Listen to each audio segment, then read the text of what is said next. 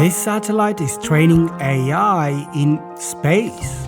It's about the size of a small refrigerator, and inside is an NVIDIA H100 GPU. Eventually, the plan is to scale this up to a 5 GW cluster with a 4 km solar panel, all of it training AI. The reason is actually pretty simple, and it comes down to a problem we have down here on Earth. To deliver on the promise of AI, we need a lot more compute, which means a lot more data centers, which need energy and low temperatures above everything else.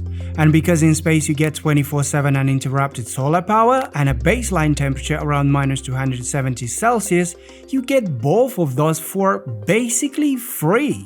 So how did something that sounds like science fiction become one of the most talked about ideas in tech right now? And what would it actually take to put more of these data centers up there? This whole crazy idea boils down to just 6 big questions. The first one being, why do we even need this?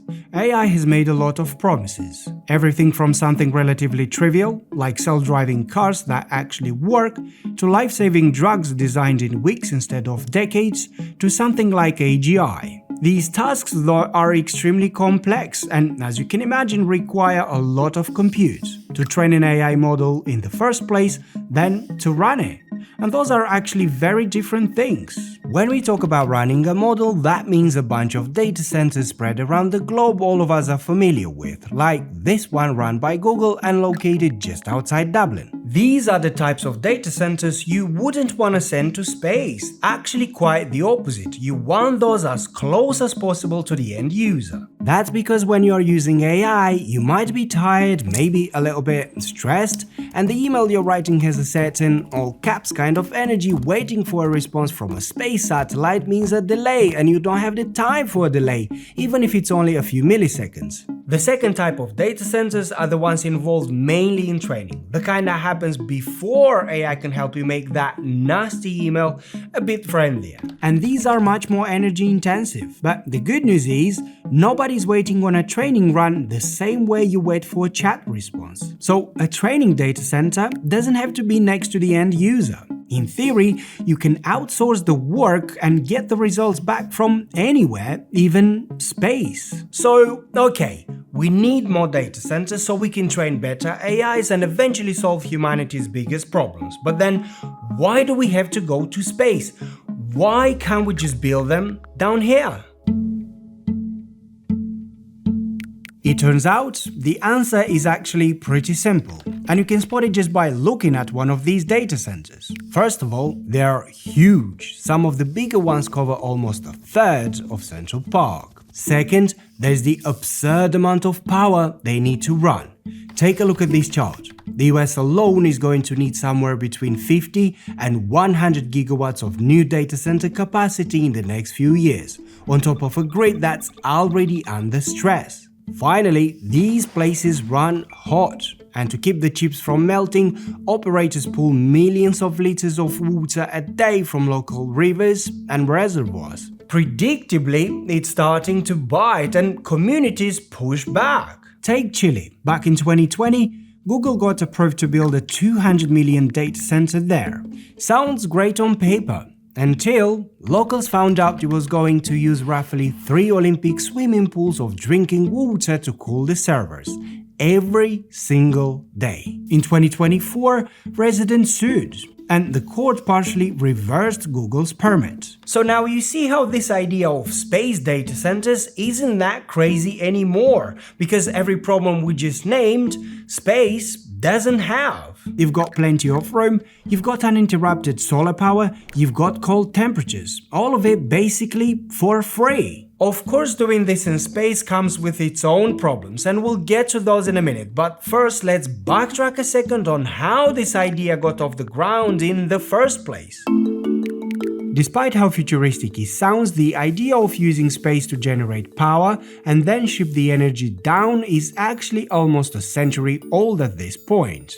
Back in 1941, a science fiction writer named Isaac Asimov wrote this short story called Reason. In it, there was a space station that sits in orbit, collects sunlight, and beams the energy back to Earth. And yet, this genuinely elegant idea stayed in science fiction until 1968, when a real engineer named Peter Glasser wrote the first scientific proposal for a satellite that sits in orbit and does basically the same thing Asimov sketched out. NASA and the Department of Energy actually spent years studying it, and by 1979, almost a decade later, they'd concluded it could work, but there was a catch. You can attempt the transmission with microwaves, you can attempt it with lasers, and the engineers have run the numbers on both for years. But in every serious version of the calculation, you end up losing so much of the original energy somewhere between the panel and the ground that the entire economic case didn't make much sense. So in the early 80s, the funding quietly dried up and the whole thing was written off as too expensive to even consider, right up until recently. So what changed? Two things shifted, and the first one is the nature of the idea. For decades, every team working on this problem was asking, how do we get the energy from orbit down to the ground without losing most of it on the way down? Well, we still can't do that. What we can do though is send the thing that needs a ton of energy up there. A data center, for instance.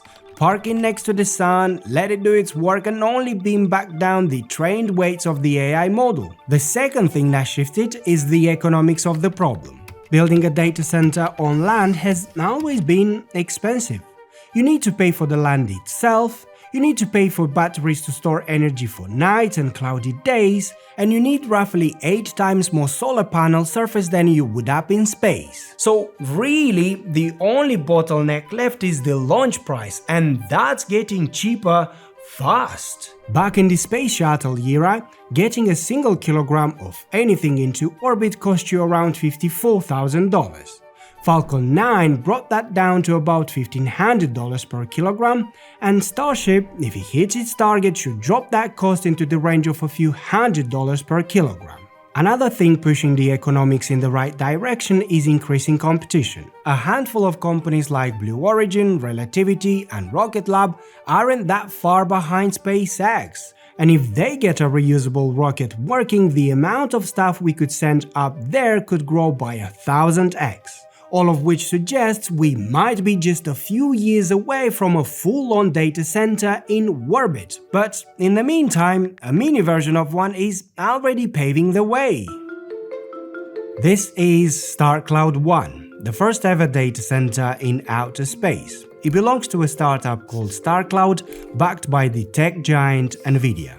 Since its launch in November, it's already trained a small LLM called NanoGPT and became the first spacecraft to run an open-weight version of Google's Gemini. So it can be called a major success, despite only running a single NVIDIA H100 and being designed to last about a year before deorbiting and burning up on re-entry. Google stepped in next, announcing plans to launch their first test satellite by 2027, eventually scaling into multiple clusters of 81 satellites each. SpaceX went even bigger, announcing 1 million satellites, which is roughly 70 times more than what's currently in orbit. And StarCloud, the company that proved the concept, is launching StarCloud 2 in October, with around 10 times more compute power than the original. But despite the prototype working, there's still a bunch of things that could go wrong, some of which might affect us, everyday people, and even make the space itself unusable. See, here's the problem. The whole case for moving data centers into space depends on a lot of things that have to miraculously work. First, the AI demand has to keep growing the way everyone's projecting, and that might not necessarily hold true. A recent study from MIT reported 95% of enterprises running AI programs so far have produced zero returns.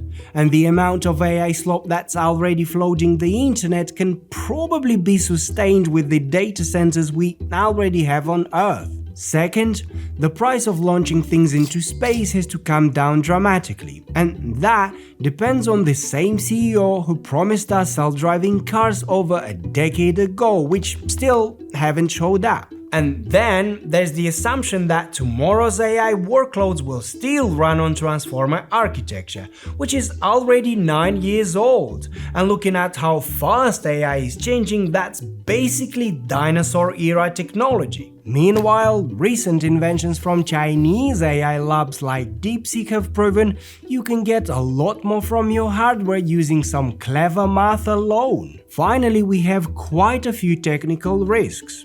It's true, space is cold, but things exposed to the sun still get hot. So these data centers will still need radiators, which only adds to the launch cost. But the problem that worries me the most is what we are gonna do when these GPUs die. Because they are only designed to last around 5 years. So are we just gonna leave them up there like a pile of rubbish? Because that dead GPU has a real chance of smashing into another dead satellite at around 28,000 kilometers per hour. And when they do collide, they explode into thousands of pieces of debris, creating a cloud of junk that eventually could make the space around Earth unusable. So maybe we should just stick to some fun experiments instead, like simulating a human civilization with 1,000 AIs in Minecraft, which I talk about in this video.